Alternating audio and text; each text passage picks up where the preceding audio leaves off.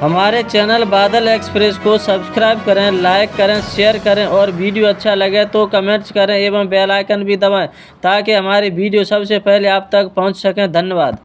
माननीय भरैया जी। माननीय अध्यक्ष महोदय, माननीय राज्यपाल महोदय के जो भाषण का धन्यवाद है उसके खिलाफ खड़ा हुआ हूं।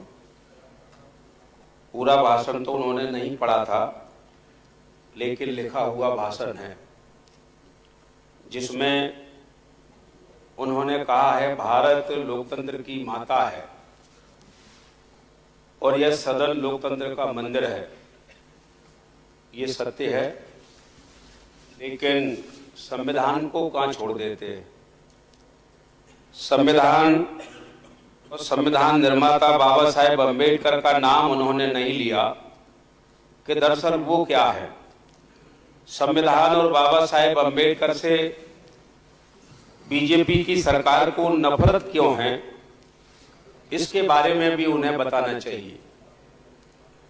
आगे इसमें पिछड़े वर्ग ओबीसी जो 50% है,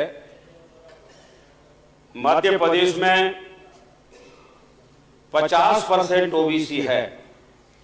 इसकी बात इस सदन में कभी नहीं हुई।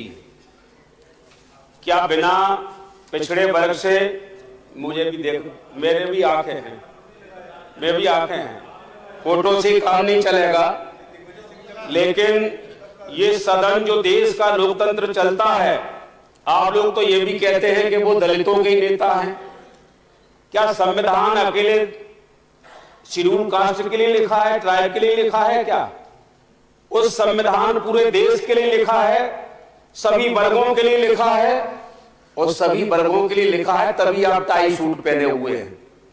और मैं कहना चाहूंगा यही नहीं है, पिछड़े वर्ग की चर्चा इसमें कभी नहीं हुई कि पिछड़े वर्ग का भी कोई विकास होना चाहिए कि नहीं होना चाहिए। भारतीय संविधान भाग 16 अनुच्छेद 340 और इसमें लिखा है, बाबा साहेब अम्बेडकर ने अपनी कलम से लिखा है, जिसकी जितनी संख्या भारी उसकी उतनी हिस्सेदारी। जब तक ये कानून लागू नहीं होगा देश का लोकतंत्र मजबूत कभी होने वाला नहीं है। ये फॉर्मेलिटी है, चलती रहेंगी, लेकिन मजबूत होने वाला नहीं है देश का लोकतंत्र। और मैं आपसे कहना चाहूंगा, ये सारी संविधान की थीम में लिखा है। संविधान की थीम आपने पढ़ी हो, संविधान आपके घर में है नहीं, संविधान आपके घरों में है नहीं, वो संविधान के बारे में बोलते हैं कि आप चुप रहिए।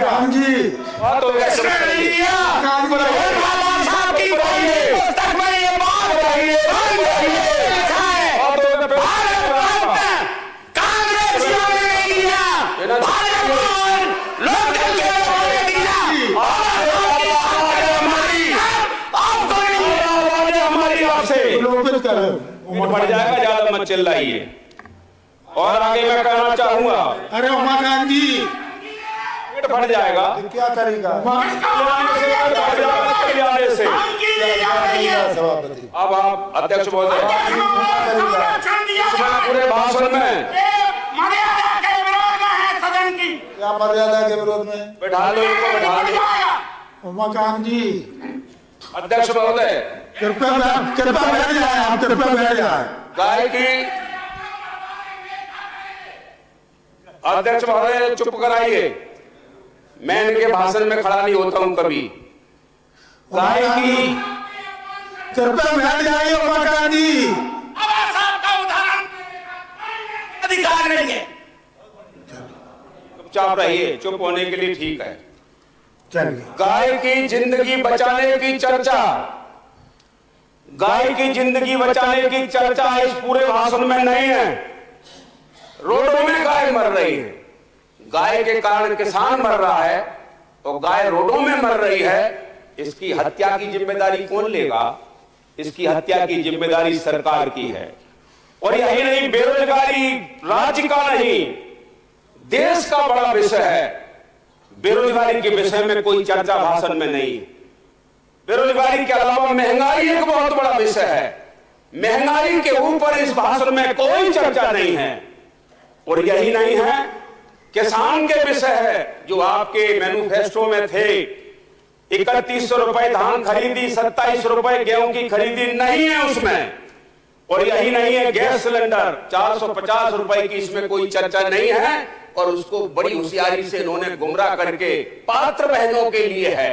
पात्र बहनें कौन सी हैं? और यही नहीं है, घर का सपना साकार हो रहा है। हम लोग क्षेत्र में जाते हैं तो क्षेत्र में लोग हमको कहते हैं हमारे को रहने को जगह नहीं है, प्लॉट दिया जाए। और यही नहीं है, बिजली एक बड़ा संकट हो गया है, जो सरकार के षड्यंत्र के कारण है। ट्रांसफार्मर फूंक देते हैं और कहते हैं तुम हमको वोट दो तो तुम्हारा रात में ही रख देंगे। ये ट्रांसफार्मर की राजनीति हो रही है। इसकी ट्रांसफार्मर के ऊपर कोई चर्चा नहीं है। कानून व्यवस्था इतनी फेल है कि इनके थानों में चले जाइए, बिना पैसे के गरीब लुट करके वहां से नहीं आ रहा है। और यही नहीं है अध्यक्ष महोदय, इसमें एक बहुत बड़ी चर्चा है कि जनजाति के भाई बहनों के लिए, शेड्यूल ट्राइब के भाई बहनों के लिए इन्होंने क्या कहा मालूम है? मदिरा निर्माण का हेरिटेज बना दिया। मदिरा निर्माण का मतलब है, एक मदिरा निर्माण तो वैसे करते थे, लेकिन अब खुले में मदिरा निर्माण होगा।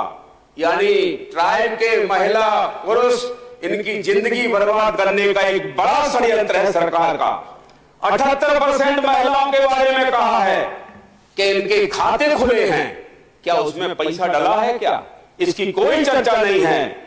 और उसमें कहा 2,30,00,000 लोग गरीबी से बाहर हो गए हैं।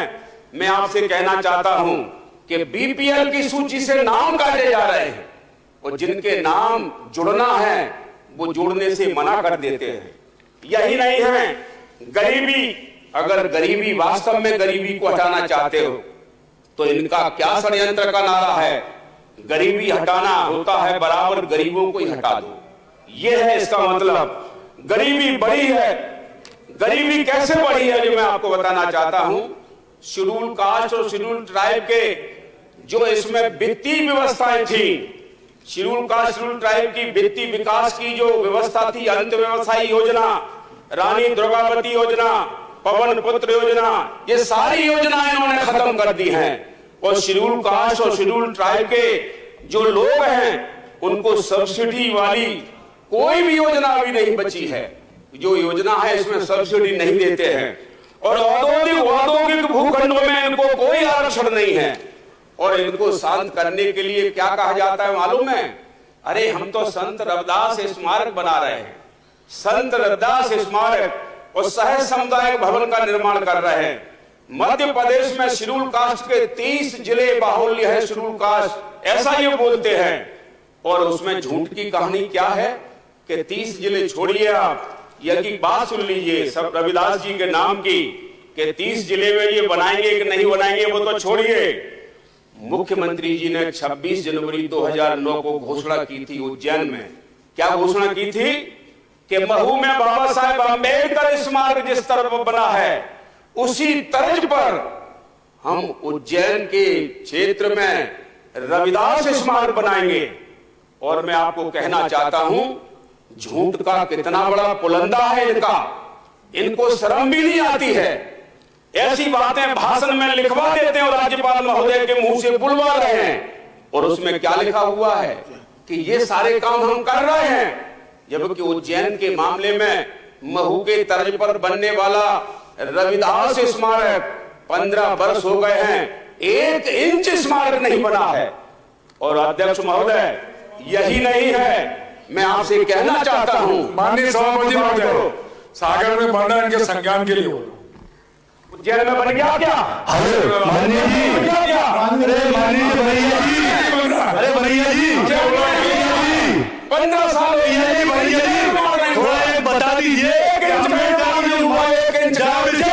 किसने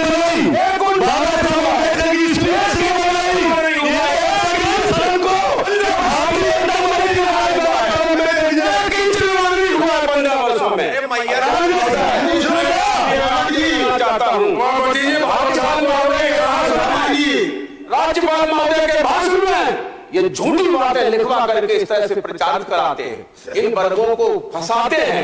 माननीय मुखर्जी जी का अध्यक्ष महोदय हो गया, मैं अपनी बात सुन रहा हूं। धन्यवाद धन्यवाद धन्यवाद। लेकिन मैं ये बात कहना चाहता हूं, हमारे महापुरुषों का अपमान करते हैं और उस अपमान को सहन नहीं करेंगे। धन्यवाद।